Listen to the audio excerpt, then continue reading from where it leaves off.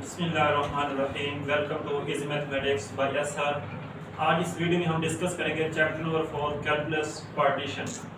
Example number 1 हमारे पास है prove that 0 is less than integral 0 to pi sin x dx is less than 3।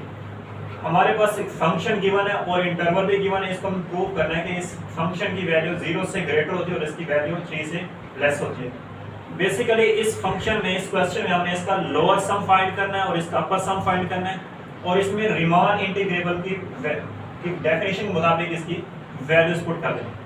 तो इस question में हमारे पास गिवन फंक्शन हमारे पास here f of x is equal to sin x। Interval हमारे पास गिवन है 0 to pi. Given interval is 0 to pi। अब इसके बाद हम इसके सूटेबल पार्टीशन करते हैं इस गिवन इंटरवल की।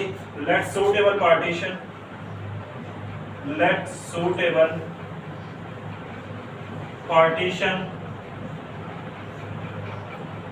Of 0 to pi is. अब इस फंक्शन के हम सूटेबल पार्टीशन, वैसे इसमें हम 0 से पाई के दरमियान π/6 भी ले सकते हैं, π/3 भी ले सकते हैं, π/2 भी ले सकते हैं। जैसे हमारे पास ये गिवन है 0 π/6 π/3 π/2 2π/3 5π/6 और पाई। ये हम वैल्यूज ले सकते हैं, लेकिन हम अगर इसमें ये वाली π/3 और 2π/3 को एलिमिनेट कर रहे हैं क्योंकि इससे जो वैल्यूज आती है वो आपके पास स्क्वायर रूट में आती है। इसके हम पार्टीशन लेते हैं 0 π/6 π/2 और 5π/6 और पाई। तो let suitable partition of 0 to pi is p is equal to 0 π/6 π/2 5π/6 pi. ये हमने इसके सूटेबल पार्टीशन लेट कर दी। अब इसके बाद हम इसका लोअर सम फाइंड करते हैं। L of p is equal to m1 into x1 minus x0 plus m2 into x2 minus x1 plus m3 into x3 minus x2 plus m4 into x4 minus x0। तो यहाँ पे इसका L of p बराबर होगा हमारे पास m1 into x1 minus x0। ये हमारे पास x0 x1 x2 x3 x4। अब x1 में से x0 माइनस करें तो हमारे पास π/6 -0। अब यहाँ पे हम m1 की वैल्यू कौन सी पुट करेंगे? दो नंबर हमारे पास गिवन है π/6 0। जो नंबर इस फंक्शन में पुट करने के बाद स्मॉलेस्ट वैल्यू देगा, इसमें 0 को sin x में पुट करें हमारे पास रिजल्ट आता है 0। π/6 को sin x में पुट करें हमारे पास रिजल्ट आता है 1/2। तो सबसे जो स्मॉलेस्ट वैल्यू होती है हमारे पास 0 पे आती है। जब 0 को sin में पुट करें हमारे पास 0, तो यहाँ पे इसके लोअर सम इसकी वैल्यू आएगी m1 की वैल्यू 1 0। फिर x2 minus x1, ये हमारे पास x0 x1 x2 x3 x4। x2 minus x1 π/2 minus π/6। जब हम इस π/2 को sin x में पुट करते हैं हमारे पास वैल्यू होती है 1। जब π/6 को पुट करें हमारे पास वैल्यू होती है 1/2। तो स्मॉलेस्ट वैल्यू होती है 1/2, तो यहाँ पे 1/2। फिर x3 minus x2 5π/6 minus π/2। अब यहाँ पे π/2 साइन होता है 1, 5π/6 1/2, तो स्मॉलेस्ट वैल्यू होती है 1/2। तो यहाँ पे हम m3 की वैल्यू लिखेंगे 1/2 plus x4 minus x3 pi minus 5π/6 pi minus 5π/6। अब यहाँ पे ये नोट कर लें कि जब हम साइन में पाई पुट करते हैं हमारे पास वैल्यू होती है 0। जब हम 5π/6 को पुट करते हैं हमारे पास रिजल्ट आता है 1/2। तो स्मॉलेस्ट वैल्यू पाई पे आती है, तो इसकी वैल्यू हम m4 की वैल्यू लिखेंगे 0।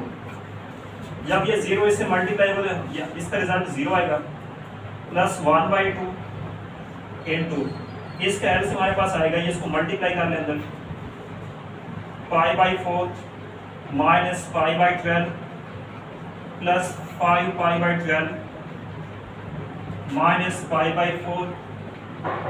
जब 0 को इससे मल्टीप्लाई करेंगे तो इसका रिजल्ट 0 आ जाएगा। अब इसका एलसीएम हमारे पास 12 आएगा, एलसीएम इसका 12, तो यहाँ पे 3 pi minus pi plus 5 pi minus 3 pi, 3 pi minus 3 pi, 5 pi minus 5, 4 pi by 12। तो जब इसको हम सिंप्लीफाई करते हैं तो पाई बाई 3, अगर हम इसको मजीद सिंप्लीफाई करते हैं इसका रिजल्ट हमारे पास 1.48 आता है। अब इस फंक्शन का हम फाइंड करेंगे अपर सम। अपर सम बराबर हमारे पास u of p is equal to m1 into x1 minus x0 plus m2 into x2 minus x1 plus m3 into x3 minus x2 plus m4 into x4 minus x3।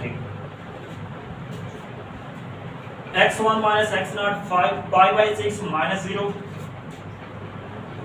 Pi by 6 minus 0। अब यहाँ पे हमने find कर ली capital M मान की अपर सम की। इन दोनों number में से जिस नंबर पे साइन में पुट करने से ग्रेटेस्ट वैल्यू आएगी वो यहाँ पे हम M1 की वैल्यू पुट करेंगे। 0 को साइन में पुट करें 0, पाई बाई 6 को साइन में पुट करें ये इसकी वैल्यू 1/2, तो यहाँ पे इसकी लिखी है 1/2 plus x2 minus x1 pi by 2 minus pi by 6, pi by 2 minus pi by 6।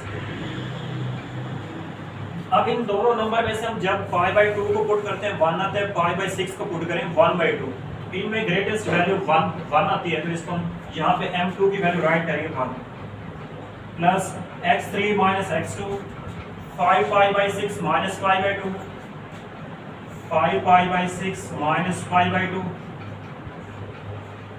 अब यहाँ पे 5 पाई बाई 6 साइन होता है 1/2, पाई बाई 2 होता है 1, तो यहाँ पे हम m3 की वैल्यू लिखेंगे 1 plus x4 minus x3 pi minus 5 pi by 6, pi minus 5 pi by 6, sine pi 0, sine 5 pi by 6 1/2, तो ग्रेटेस्ट वैल्यू हमारे पास 1/2, तो यहाँ पे हम लिखेंगे 1/2। अब इसको मल्टीप्लाई कर लें, pi by 12 plus pi by 2 minus pi by 6 plus 5 pi by 6 minus pi by 2, इससे मल्टीप्लाई करें plus pi by 2 minus 5 pi by 12। जब इसका हम एलसीएम लेके इसको सिंप्लीफाई करते हैं यहाँ पे इसकी वैल्यू है हमारे पास 10 पाई बाई 6।